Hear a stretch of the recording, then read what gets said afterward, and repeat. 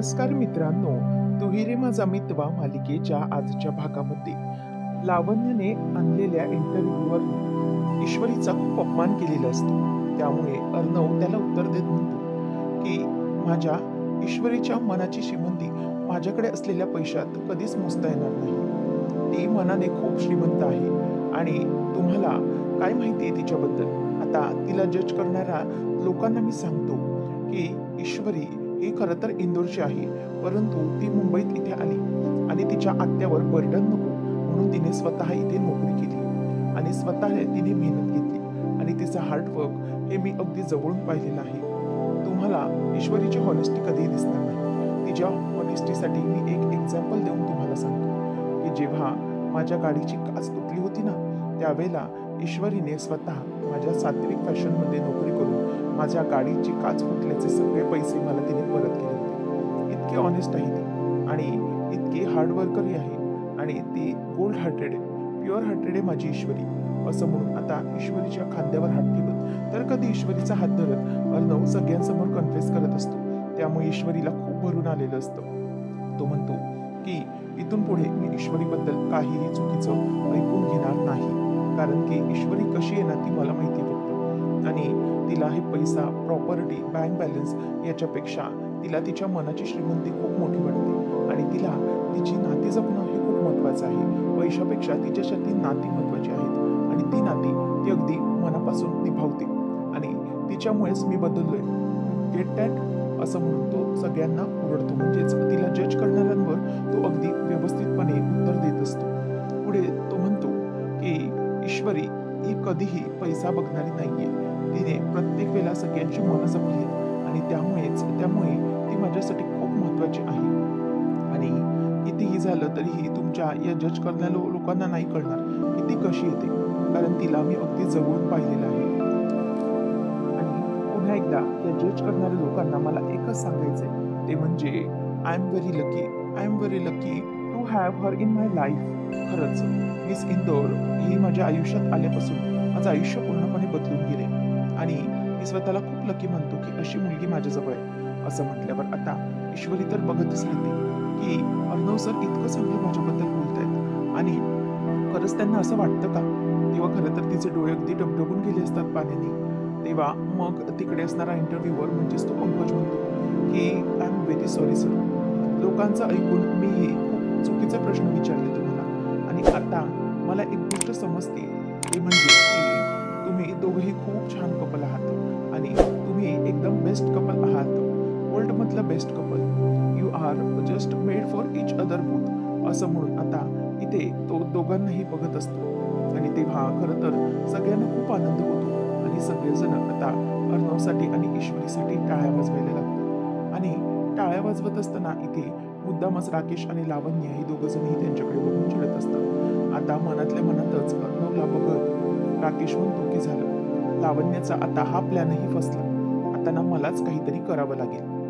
नंतर तो पंकज असं बोलल्यानंतर अर्णव म्हणतो की एक गोष्ट कायम लक्षात ठेवायची की पुन्हा एकदा माझ्या ईश्वरीबद्दल काही बोलायचं नाही. She is my pride and don't ever hurt my pride, okay. असं म्हणून आता तो त्याला अगदी कडक शब्दातच उत्तर देतो, कारण की ईश्वरी माझा अभिमान आहे असं सगळ्यांसमोर जेव्हा तो सांगतो तेव्हा मात्र त्याच्या मनात तेवढेच प्रेम असते आणि तेवढाच राग देखील असतो ईश्वरीला अशा प्रकारे टोकून बोलल्याबद्दल. त्यामुळे हे सगळं होत असताना अंजली आणि मामा सगळ्यांना खूप आनंद होत असतो. अंजली आता मामाकडे बघत म्हणत असते की मामा, मला खरंच खूप आनंद होतो या इंटरव्ह्यूच्या निमित्ताने अर्णवच्या मनातील ईश्वरीचं प्रेम तरी व्यक्त झालं. नेमकं तो ईश्वरीबद्दल काय विचार करतो हे तरी त्यांनी सगळ्यांसमोर दाखवून दिलं, असं अंजली आता बोलत असते. त्यानंतर मग आता ईश्वरी अर्णव एकमेकांकडे बघतच राहतात आणि ईश्वरीचं जे काही अर्णववरचं प्रेम असतं ते तिच्या डोळ्यात दिसत असतं आणि अर्णवचा जो तिच्याबद्दलचं प्रेम आणि राग आहे ते सगळं काही इथे सगळ्यांसमोर खुलं झालेलं असतं. नंतर इंटरव्ह्यू होतो. ईश्वरी तिच्या रूममध्ये येते आणि रूममध्ये येऊन ती त्याच गोष्टींचा विचार करत असते. स्वतःला आरशात बघते आणि अर्णवने तिला जे जे काही सांगितलेलं असतं ते सगळं तिला आठवत असतं. मिस इंदोर, तू कॅमेरासमोर जशी आहेस ना तशीच प्रेझेंट हो. It's come very natural to you. तू तू जशी दिसतेस तशीच खूप छान आहेस, त्यामुळे तशीच रिॲक्ट हो. नंतर मग तो सगळ्यांना सांगतो की मी सिंधू म्हणजे माझी बायको, माझी ईश्वरी ही गोल्ड हार्टेड आहे. माझ्याकडे असलेल्या पैशांमध्ये तिच्या मनाची श्रीमंती मोजता येणार नाही आणि ती कधीही तुमच्यासारख्या लोकांना कळणार नाही. कारण की ती किती हार्डवर्किंग आहे हे सगळं मी माझ्या डोळ्यांनी पाहिले. आणि ही सगळी वाक्य आता ईश्वरीला आठवत असतात. अर्णवने तिचं केलेलं कौतुक आठवतं आणि ईश्वरी माझा अभिमान आहे हे सगळं तिला आठवतं. तेवढ्यातच मागून अर्णव येतो आणि माझी ईश्वरी असा आवाज देतो. तेव्हा खरं तर ईश्वरीला हे खूपच गोड वाटत असतं. मागून तो येतो आणि ईश्वरीला आवाज देतो. तेव्हा ईश्वरी मात्र गालातल्या गालातच हसत असते आणि लाजत असते. त्यावेळेला अर्णव पुन्हा तिच्याकडे येऊन तिच्या कानात हळूच म्हणतो, माझी ईश्वरी. तेव्हा आता ईश्वरी विचार करत असते की हे नक्की काय होते माझ्यासोबत, म्हणजे नक्की काय घडते. नंतर आता ईश्वरी स्वतःच आरशात बघते. मागे बघते तर अर्णव तिथून गायब झालेला असतो. आता तिच्या लक्षात येतं की अर्णव तिथे नाहीच आहे. हा तिला झालेला फक्त एक भास होता हे तिच्या आता लक्षात आलेलं असतं आणि ती खूपच आता गालातल्या गालात गोड हसत असते. ती म्हणते की हे माझ्यासोबत काय होते, मला समजत नाहीये. नक्की हे सगळं काय घडतंय, माझ्यासोबत हे सगळं काय होते, असा विचार आता ती करत असते. आता ईश्वरी गालातल्या घालातच हसत असते आणि ती म्हणते की हे सगळं काय होते, ईश्वरी तुझं काय होतंय आणि माझं मलाच कळत नाहीये.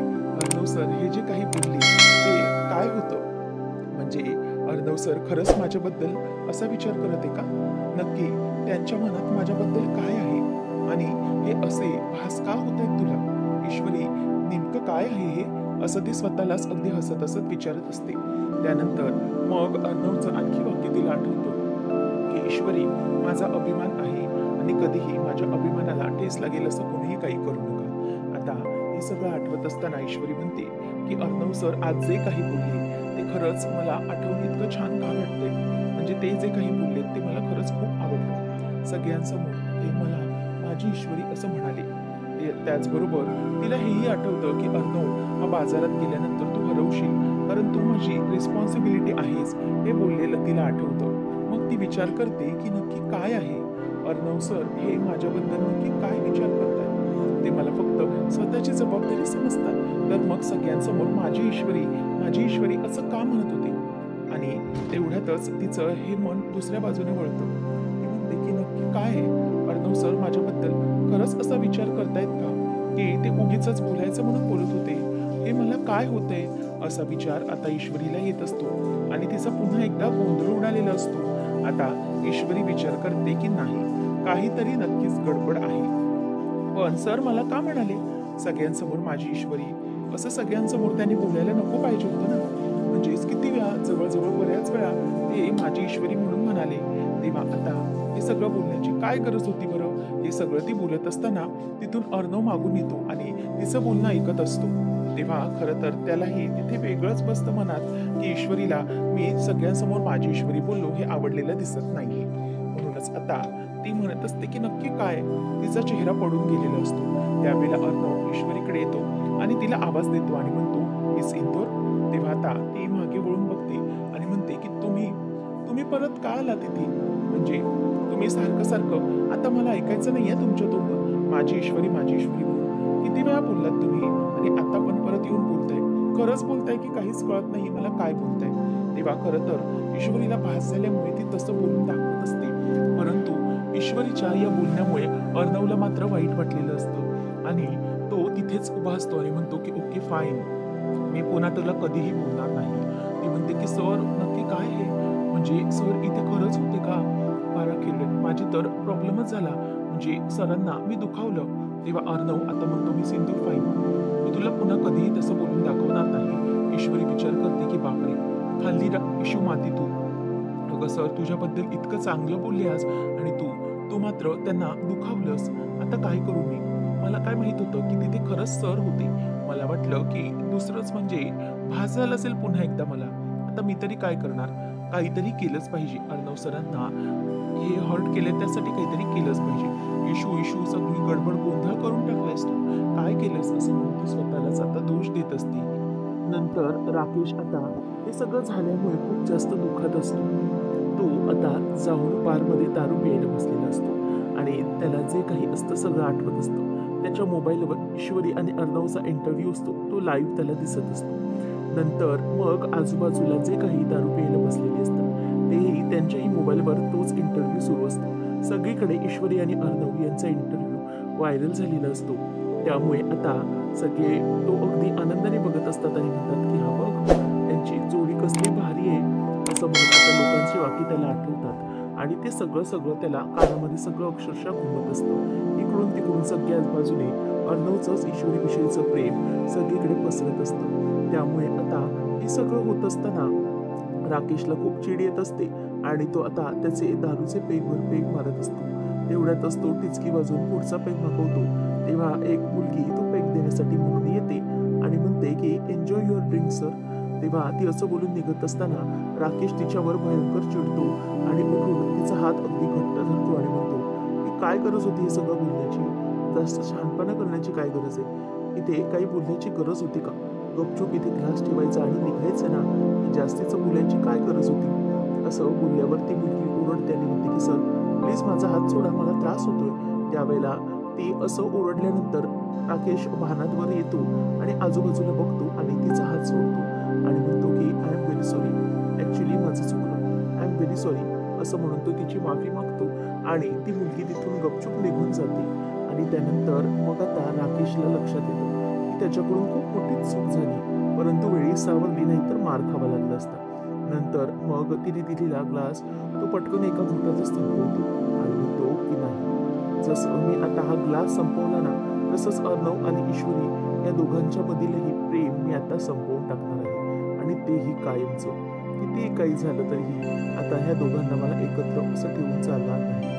मला या ईश्वरी आणि अर्णव यांना वेगळं करायचंच आहे, असं म्हणून आता मनातल्या मनात राकेशच्या मनात अगदी सुडाची भावना पेटून गेलेली असते आणि राकेश मस्तपैकी तिथे आता दारू डुसत बसलेला असतो. तर ईश्वरी विचार करते अर्णव सरांना काहीतरी करून शांत केलं पाहिजे, म्हणजेच ते खूप चिडले, त्यांना निदान सॉरी तरी बोललं पाहिजे. मग अर्णवचं काम सुरू असतं आणि फोनवरती त्याचे अगदी फोनवर फोन सुरू असतात आणि तो त्याच्या माणसांना अगदी फायर करत असतो की काय चाललंय, हे कसलं काम केलंय तुम्ही, आहे हे एखाद्या कामाची रिस्पॉन्सिबिलिटी घेतली का तुम्ही, तर मग तुम्ही हे काम असं कसं केलंय, मला सगळं व्यवस्थित हवंय. आता अर्णव फोन ठेवतो. ईश्वरी विचार करते की अर्णव सरांचा मूड हा जास्तच खराब दिसतो, ते खूप चिडतात सगळ्यांवर, त्यामुळे आता मी बोलायला गेले तर उगीचच माझ्यावर पण चिडतील, त्यामुळे अजिबात नको. आता मी शांत बसते आणि नंतर मोका बघते, कधीतरी त्यांचा मूड शांत होईल, मग त्यानंतर मी जाऊन त्यांची माफी मागेन, असं ईश्वरी विचार करते. नंतर मग आता अर्णवच्या फोनवर फोन सुरू असतात. ईश्वरी वाट बघते, परंतु त्याला आता काहीच करता येत नसतं. ईश्वरी रूममध्ये येते आणि तिच्या गणू पप्पा जवळ येऊन उभी राहते आणि म्हणते की गणू पप्पा, हे काय चाललंय सगळं माझ्या बाबतीत, मी खरंच खूप मोठी माती खाल्ली. अर्णव सरांनी माझ्यासाठी इतकं छान बोलले आणि मी मात्र त्यांना दुखावलं, काय करायचं काही कळत नाही. तेवढ्यातच नमुताईचा कॉल येतो. नमुताईला ती म्हणते की हा ताई बोल. तेव्हा ती म्हणते की इशू, अगं तुमचा इंटरव्ह्यू किती मस्त झालाय, अर्णव सर तुमच्याबद्दल किती छान बोललेत ना, म्हणजे फायनली तुमची लव्ह स्टोरी सुरू झाली म्हणायची. तेव्हा मग ती म्हणते की अगं खरंच खूप छान झालं इंटरव्ह्यू आणि इतका इंटरव्ह्यू तुफान व्हायरल झालाय म्हणून सांगू. त्यावेळेला मग आता ईश्वरी बघतच राहते आणि म्हणते की ताई अगं काय सांगू मी माती खाल्ली खूप मोठी. तेव्हा नमू म्हणते आता काय केलंयस. तेव्हा ईश्वरी म्हणते की अगं ताई अर्णव सर इतकं चांगलं बोललेत ना माझ्याबद्दल आणि मी त्यांना दुखावलंय का, म्हणजे मी त्यांना हर्ट होईल असं बोललीये आणि त्यांची माफी मागायची मला, पण मला मोकाच मिळत नाहीये. तेव्हा मग आता लगेचच नमू म्हणते की ठीक आहे ना, हरकत नाही, अर्णव सरांचा मूड जेव्हा ठीक असेल ना तेव्हा तू जा आणि त्यांच्यासोबत तू बोल. तेव्हा मग ईश्वरी म्हणते की अच्छा ठीक आहे, अर्णव सरांचा मूड बघायचा आणि त्यांना थँक्यू म्हणायचं आणि सॉरी म्हणायचं, म्हणजेच त्यांना त्यांच्यासाठी काहीतरी चांगलं असं वेगळं केलं पाहिजे, असं आता ईश्वरी विचार करत असते. आणि त्यानंतर मग आता नमू म्हणते की ठीक आहे चालेल, तू तसंच कर, आणि मग ती फोन ठेवून देते. ईश्वरी विचार करते की चला, म्हणजे आता माझा प्रॉब्लेम सॉल्व्ह झाला, अर्णव सरांचा एकदा की मूड झाला, मी त्यांच्यासमोर जाऊन मी सॉरी आणि थँक्यू म्हणून टाकतो. आता ईश्वरी रूममध्ये अर्णवची वाट बघत असते. विचार करते की काय करू, अर्णव सरांना मी मोबाईलवर थँक्यू आणि सॉरी असा मेसेज पाठवू का. त्यानंतर मग ती स्वतःच विचार करते की नको, असं मेसेजवर नको बोलायला, समोरासमोरच काय ते बोलते. असं म्हणून ती आता पुन्हा विचार करू लागते आणि म्हणते की नाही, काहीतरी नक्कीच गडबड आहे. सरांची येण्याचीच वाट बघते. आता अर्णव पुन्हा येतो. ईश्वरी ठरवते की अर्णवला आता सगळं काही बोलून टाकायचं. परंतु मात्र इथे अर्णवचं वेगळंच काही सुरू असतं. अर्णव हा फोनवर बोलत असतो आणि म्हणतो की व्हॉट? काय चाललंय हे सगळं? मला उद्याच्या उद्या ही डेडलाईन पाहिजेच कंप्लीट झालेली. काहीही करून ॲट एनी कॉस्ट, असं म्हणून तो आता फोन तिथेच ठेवतो. नंतर ईश्वरीकडे त्याचं लक्षही जात नसतं. तो टॉवेल घेतो आणि फ्रेश होण्यासाठी आतमध्ये निघून जातो. ईश्वरी विचार करते की काय करू मी? अजूनही अर्णव सरांचा मूड ठीक झालेला नाही. आणि मग तिच्या डोक्यामध्ये विचार यायला लागतात की या सगळ्यासाठी मी आता करू तरी काय? तेवढ्यातच मग आता ईश्वरी म्हणते की अर्णव सर तर आता फ्रेश होण्यासाठी निघून गेले. आता जर मी त्यांच्याशी काही बोलले तर ते खरंच माझं ऐकून घेतील का? असा विचार आता तिथे तिच्या मनात येत असतो. त्यानंतर मग ईश्वरी ही अगदी ब्रेड बटर वगैरे लावत असते आणि अर्णवसाठी सँडविच तयार करत असते आणि विचार करते की वा, आता हे छानसं सँडविच सरांसाठी लगबगीने तयार करते. म्हणजे सँडविचच्या निमित्ताने तरी मला त्यांना थँक्यू बोलता येईल आणि त्यांच्यासाठी त्यांचा फेव्हरेट असा नाश्ता मी तयार करते. असं म्हणून आता ईश्वरी ती अर्णवसाठी सँडविच तयार करते आणि मग नंतर वरती त्यावर दुसरं बेट लावतच ती त्यावर कॅचिंगने स्माइली काढते आणि म्हणते की हा स्माइली पाहिल्यानंतर तरी अर्णव सरांचा मूड अगदी ठीक होईल. आणि नंतर मग ती अनिता ताईला म्हणते की ताई, जरा 3 प्लेट देता का मला? तेव्हा आता ईश्वरी ही त्याचं सँडविच तयार करून त्यावर आता छानसं असं स्माइली काढते आणि म्हणते की हे स्माइली पाहिल्यानंतर अर्णव सरांचा मूड नक्कीच ठीक होईल. आणि त्यानंतर मग आता अनिता ताई तिला प्लेट देतात, त्यावर ती प्लेटमध्ये आता सुंदर असं सँडविच सजवून ठेवून देते आणि अर्णवला म्हणजेच विचार करत असते की अर्णव सर जेव्हा हे सँडविच बघतील तेव्हा त्यांना खरंच ते खूपच आवडेल, असा विचार तिच्या डोक्यामध्ये सुरू असतो आणि ती ते बघून खूप खुश होत असते. आणि अर्णव मात्र इथे ब्रेकफास्टला टेबलवर बसलेला असतो आणि त्याचं काम सुरू असतं आणि तो मामा आणि आकाश सोबत काहीतरी डिस्कस करत असतो. ईश्वरी येते आणि म्हणते की अर्णव सर, ठीक आहे, तुमचं नॉर्मल व्हेज सँडविच हे घ्या. असं म्हणून आता ईश्वरी त्याला म्हणते की सर तुम्ही नाश्ता करून घ्या. अर्णवचं लक्ष नसतं अजूनही. ईश्वरी मात्र हसत असते. आता अर्णव ती नाश्त्यासाठीची प्लेट ही समोर घेणार असतो. तेवढ्यातच समोरून लावण्य येते आणि लावण्य आल्याबरोबर म्हणते की यार, हे बघ, आज काही करून आपल्याला आपलं हे काम संपवायचं आहे. We have to do it. आपल्याला डेडलाईन आली आणि विंटर कलेक्शन ते मी तुला पाठवलं, ते अजूनही तू अप्रूव्ह केलेलं नाहीयेस. नक्की काय करायचंय? असं आता ती त्याला विचारत असते. त्यावेळेला मग आता अर्णव विचार करतो. तेवढ्यात लावण्याचं ते बोलणं सुरूच असतं आणि ईश्वरीला मात्र वाईट वाटतं की अर्णव हा नाश्ता करतच नाही. तेवढ्यातच आता लावण्य म्हणते की यार, आज काही झालं ना तरी तुला ऑफिसला यावं लागणार आहे. It is very very important. मग अर्णवचं तिथेच लक्ष असतं. त्यावेळेला ईश्वरी म्हणते की सर, काम होतच राहील, तुम्ही प्लीज जरा नाश्ता करून घ्या, तुम्हाला बरं वाटेल. परंतु आता अर्णव पुन्हा एकदा ती प्लेट घ्यायला चाललेलं असतो.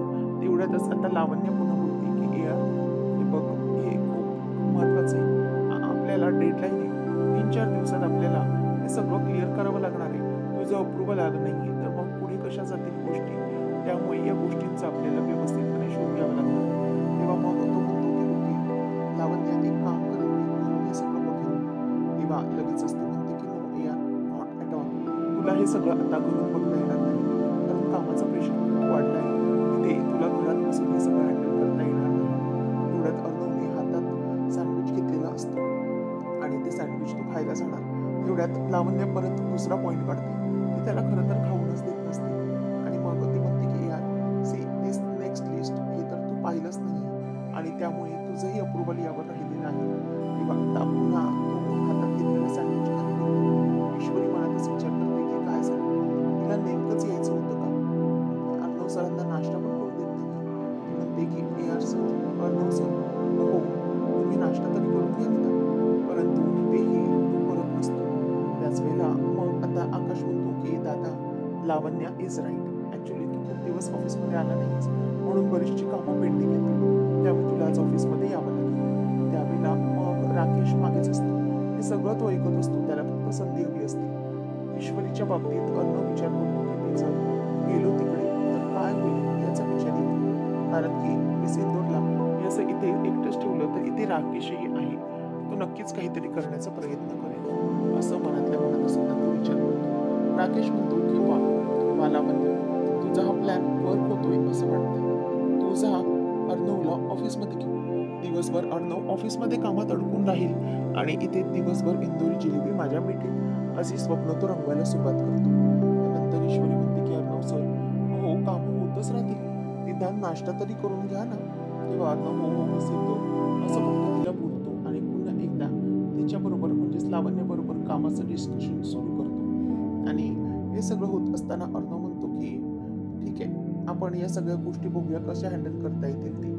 तेवढ्यातच आता हे सगळं होत असताना लावण्य मात्र बाजूला होते आणि अर्णव म्हणतो की मामा जरा प्लीज माझ्यासोबत येतोस का, मला काहीतरी जरा बोलायचंय महत्वाचं. असं म्हणून आता तिथून मामाला तो घेऊन जातो. ईश्वरी म्हणते की सर हो हा नाश्ता तरी करून जा. परंतु अर्णव नाश्ताही करत नाही. मी येतो मी सिंदूर असं बोलून तो तिथून निघून जातो. आता ईश्वरीचं तोंड बारीक होतो. इतकं सगळं चांगलं सँडविच बनवलं, अगदी मनापासून त्याच्यावर स्माइली लिहिलं, तरीही अर्णव सरांचं तिकडे लक्षच गेलं नाहीये. आता तिला वाईट वाटतं. नंतर मग मामाला अर्णव सांगतो की मामा मी आता दिवसभर कदाचित नसेल, म्हणजे मी एक काम करेन, मी माझं काम लवकर आटोपण्याचा प्रयत्न करेन. तोपर्यंत तू त्या राकेशवर बारीक लक्ष ठेव. तो काय करतोय मी सिंदूरला त्याच्यामुळे काही त्रास तर होत नाही हे सगळं. तेव्हा मग मामा म्हणतो की डोंट वरी, तू जा, अजिबात काळजी करू नकोस, तुझं काम लवकरात लवकर संपव आणि तोपर्यंत मी त्या राकेशवर अगदी बारीक डोळ्यात तेल घालून लक्ष ठेवतो.